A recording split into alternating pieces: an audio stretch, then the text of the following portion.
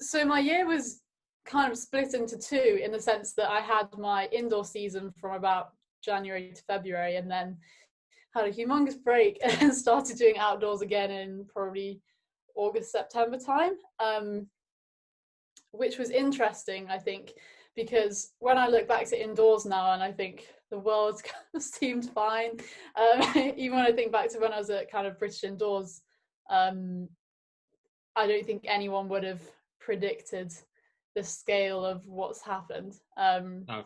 It seems like so long ago.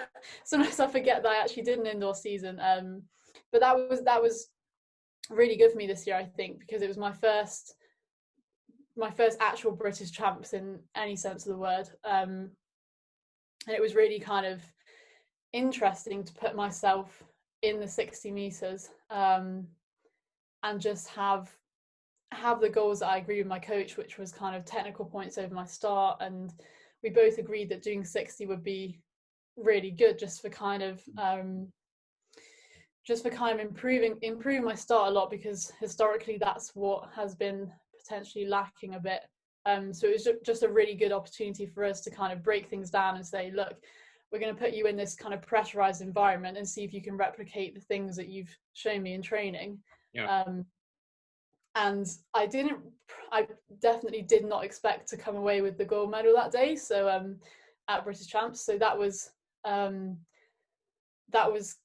really good for kind of boosting my confidence in my ability to start and to kind of have that drive phase. And I felt a lot more comfortable doing that. I felt a lot more kind of in my element than I had before. I think sometimes I'd kind of struggled with thinking, oh, you're not good at starts, and that would kind of be in my head, whereas I think what this indoor season showed me was that I definitely can hold my own in that first 20 meters, and I definitely have that ability to push out hard and be with everyone else. So I think it was a really good kind of learning opportunity for us, and a good chance to kind of, as well, at the indoor Grand Prix, to be in like an outside lane, to be in lane 8 and be very humble in the sense that I was going into the race as probably one of the slowest, and that was a really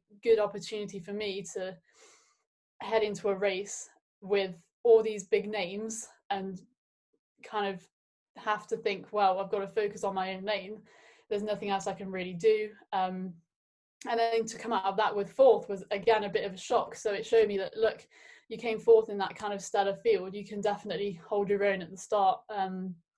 So I think that paid dividends later on down the line when I was doing my hundreds. I think it definitely showed through that I had a lot more confidence with my start. And then lockdown happened. So I was training on grass for about a month or two, probably about 6 weeks.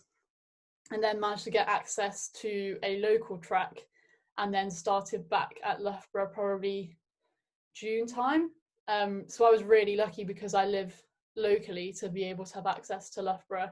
Yeah. And that was kind of invaluable because it took a while to kind of get the grass running out of my legs. Because although it had been useful to do grass runs and it had been necessary, it kind of... Not quite the same as being on the track, is it? It altered my technique a bit, which we kind of had to then undo for a couple of weeks before we went back into normal training. It kind of make you a little bit more flat-footed, do you think? Yeah, I was a bit kind of saggy through the knees, a bit kind of, saggy. Yeah. I know what you mean. It's maybe it's because the ground's just a bit softer. It just kind of draws you into the ground a bit more, doesn't it? Whereas the track sort of encourages you to sort of bounce along in comparison. Yeah, definitely. So it was, we kind of had a slowish start, and then we got into quite a bit of hard work, and just being able to have that one-on-one time with me and my coach was absolutely kind of amazing. Honestly, we put so much good work in. We got so many good results that I feel like had I raced in July or early August, I probably would have produced a lot quicker time than what I saw later on down the line in kind of September, October. so there was a bit of frustration around, by the time I got to the end of what was my outdoor season, I felt like I had peaked probably a bit too early for how late the season ended up being. But actually, it was quite encouraging because I know, and my coach knows, that I'm capable of so much more than we actually saw on the track this year, because those runs were a lot worse than what I was producing in training. And from all the data we collected, it kind of shows that heading into next year, I'm actually in a really good position. Was it tricky and unpredictable and difficult to try and find these races? Because obviously, a little bit, yeah. I think it was hard, especially as a young athlete, because I don't have an established name on the circuit. So I think and I was talking to other people like Keely Hodgkinson, and she was saying, like, we're really struggling because we just don't have a big enough name for kind of event organizers to say we want them. So it took a few races to then start getting invites to the races that I wanted to be in. And then it kind of seemed to be a tipping point where I then managed to get into all these kind of Continental Tour and then Diamond League races. But yeah, so the reason why I chose to purely focus on the 100 this year was A, because most of the races happening around the world were hundreds, and B, because we decided, look, I've had so long training and without physio and without kind of proper kind of biomech attention, so I didn't want to kind of go and do a 200 and put a lot of stress on my body. And we thought the bend running, I imagine. Yeah, definitely. And because that kind of access to medical care was really unsure at points, we didn't want to kind of put me in a bad position. But like the most kind of pressing reason was that we felt there was the biggest gains to be made in the 100 as well.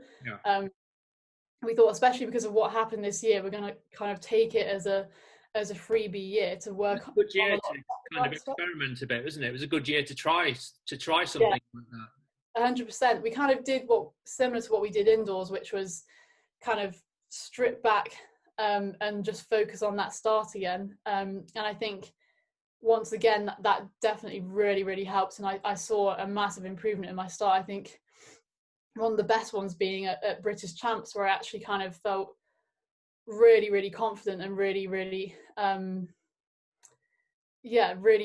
able to put together a good first 20.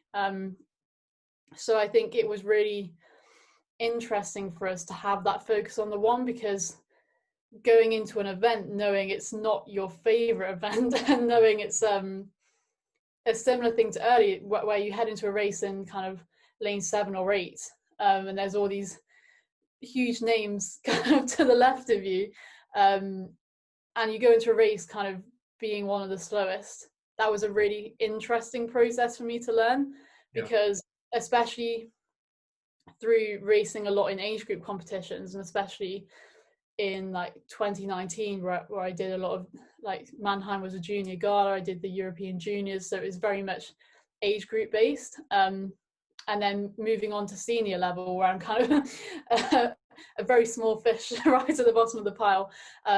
It was interesting to go in very humbly almost, but also feel like I could hold my own against these girls and feel like I had a right to be on that stage, and I had the ability to kind of stay level with them. So it was a really good learning experience to kind of head into a race and not be too starstruck, and to kind of focus on my own lane and produce something from that.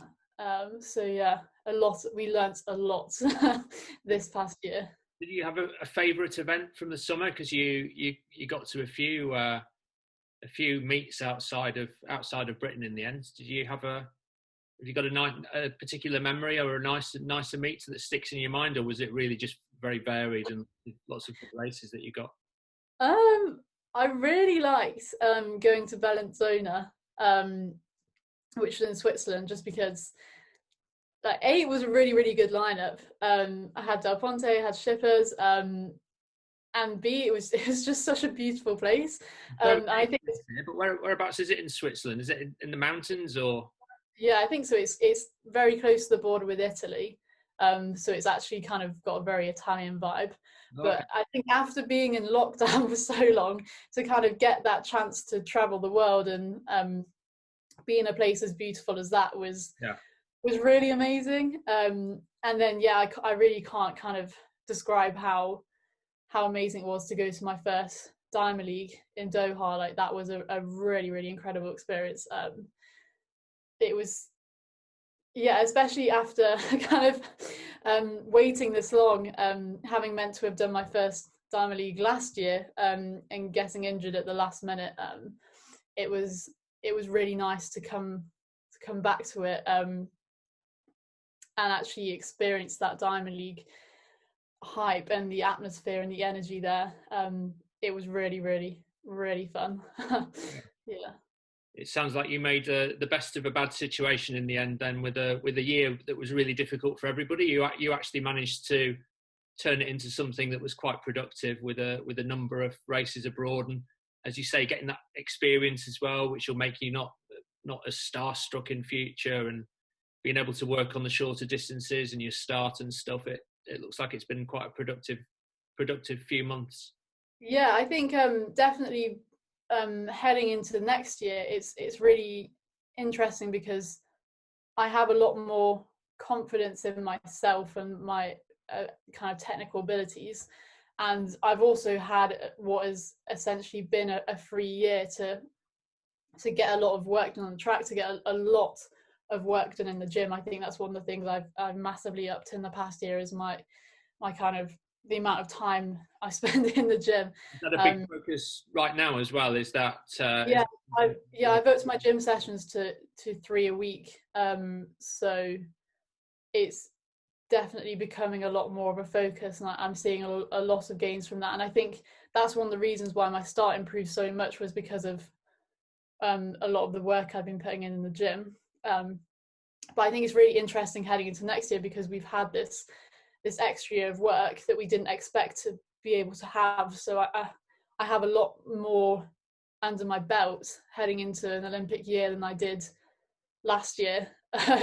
So it puts me in a lot better position than I was last year, kind of looking towards trials and looking towards selection for various competitions. So I think it's been a huge positive for me personally. And even just little things like being able to spend time with my family was really really nice, because I'd be out the door getting the school bus at like 7:30, then wouldn't get back from training until like 10 p.m. So I barely saw my own family in the weekdays. So it was really lovely to actually spend some time just with them and live a bit more normal teenager life for a bit. So yeah, I had my 18th birthday in lockdown, and that was really lovely to spend with my family, because I think had things been normal, I probably would have been staying at a hotel before Loughborough International. So it was nice to actually be able to celebrate and kind of have a good time and just let go for one night, because I could have such a lovely time with my family. It was almost a blessing in disguise for me. So with you still being relatively young, and you talking about the gym work, is this something that you've literally only just started doing the last 2 or 3 years? Did you do much in the gym when you were, say, 14, 15 years old, or were you doing it then? Have you actually been doing it for a few years? I think I started doing kind of gym or strength and conditioning when I was probably 14, 15. But it would be kind of like 1 session a week, and then it gradually got up to 2, and then now it's up to 3. And I'm starting to do a lot more. And I'm starting to do a lot more technical lifts, like I started front squatting and things, and like deadlifting, and it's just a bit more kind of traditional gym I'm doing now. I'm guessing when you were 14, it was probably more what I'd call kind of circuit training type stuff, more basic exercises, light work. I do a lot of machine work, which obviously was a lot safer. I used to do a lot of leg pressing, just because it was a safer thing to do that I could load up, but kind of didn't require much technical knowledge and didn't always require having a coach with me or someone with me to watch. Whereas now you're moving on to the free weights and the slightly heavier weight. It's important Yeah. technique, isn't it? Have a coach that's watching you to make sure your body's in the right position and all that stuff, because you obviously don't want to get injured. 100%. Yeah. Do you enjoy the gym work as well? Is that a side of things you enjoy, or is it all a bit painful, a bit of a slog? I would say I enjoy it. I think obviously some days it's the same with track sessions. Sometimes you turn up to a session, whether that be on the track in the gym, and you're just tired. You just had a bad night's sleep, or it's just you just feel a bit rubbish for whatever reason. But I think I tend to enjoy training a lot because I see it as that opportunity to get better, like day upon day. I kind of like that sensation of progressing and bettering myself day after day after day. So I kind of see training as an opportunity and a chance to kind of put a lot of hard work in. Like I do actually really enjoy winter training in a really sadistic way. Like when I started back doing kind of slightly horrible winter sessions, for me anyway, I did really enjoy it. I was really, really happy to be back on track, back on the track. And yeah, I just think you have to enjoy it at the end of the day. If you're spending this much time doing it, and you want to get to this level, you have to love it. You have to enjoy what we do. Otherwise, you're not going to put in like extra percent. You're not going to put in the right amount of work. So yeah, and I think it helps when you've got a good kind of setup around you. Like my coach Joe is always cracking jokes. It's like he kind of creates a really good environment to be in. And my training partners and things, it's about kind of having that good team around you. Yeah. How big's your group there roughly? Do you have a few people that you're doing sessions with? Yeah, so it's very restricted at the moment in terms of training partners. So I actually only have one training partner at the moment, who's Georgina Adam, who so at European Juniors I was on the second leg of the 4x1 and she was on the third leg. And we've known each other for quite a while from doing English schools and things and being in the same county. So it's been really nice to be able to train with her. And I've only started doing that recently because before then it was very much restricted. And I kind of hadn't, the first time that I trained not by myself was only about 3 weeks ago. So yeah, from about February to October, November, it was all by myself, completely on my own. So it's been really nice to actually get back to training with someone else. You mentioned next year as well. I mean, I would guess that for some athletes would have liked the Olympics to be this year, but there's other athletes who it actually helps it's being delayed for a year, and I think you probably fall into that category because that allows you to be a year older and a year better. You're nodding, so you obviously agree with No, 110%. Like I think for young athletes such as myself and like Keely and Lucy and people like Max, it's just such an incredible chance that kind of wasn't expected. So we've been given this extra year, and it's only really going to work out in a positive way for us, because that extra year is just an extra year to get stronger, to get fitter, to get faster, to put an extra year's worth of work in before trying to make our first Olympic team. So I think it's actually worked out really well for me personally. I think for a lot of young athletes, we're definitely seeing it in a very positive light. I think there's a lot of positives to be taken away from the situation. Yeah, because like I said, I genuinely don't think there's any negatives for young athletes having the Olympics pushed back and having Europeans pushed back, because it just means we have a better chance at being selected because we'll be in such better shape by the time those trials come around. So I think it's really exciting, and I think kind of the makeup of teams is going to look a bit different because you'll see a lot of young athletes who've this past year have just had that chance to put in so much hard work, like that have had uni and school online, which gives them a lot more time to train and a lot less stress from traveling and things. And yeah, just that extra time. So I think there'll be a lot of young athletes who profit really well off the back of this year. Yeah. So when you wake up on a dull midwinter's Saturday morning like today, and you've got a couple of hours on the track on your training diet for the day, followed by a gym session. Maybe the alarm goes off in the morning. It's, perhaps a bit tired. What's the thing that really makes you get up, put your kit on, and go out and attack the training? Is it the idea of getting in the Olympic team next year?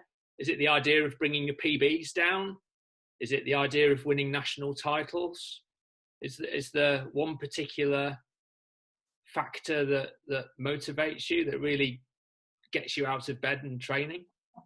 I think it's a combination of all those things. I think, but the most kind of important thing to me is kind of working and putting that work in so that my idols become my rivals, essentially, and just kind of that motivation to put more effort in than my rivals are doing. So I think that's what kind of gets me out of bed in the morning, to thinking like, look, this is where you want to be, this is who you want to be competing against, and this is what you want to do. Whether that be kind of making the Olympic time or making the Olympic team or making a certain time. I kind of want to be the best, and want to be the best I can be. And yeah, be up there with those people who I used to idol and now want to kind of beat in a race. So I think, yeah. What are your main idols or role models, Amy? I think a younger me definitely looked up to Alison Felix a lot. I think I've always looked up to Dina just because she's such an amazing role model for the sport. She kind of encompasses a lot of values that I hold dear to myself as well. So I kind of see myself reflected back sometimes.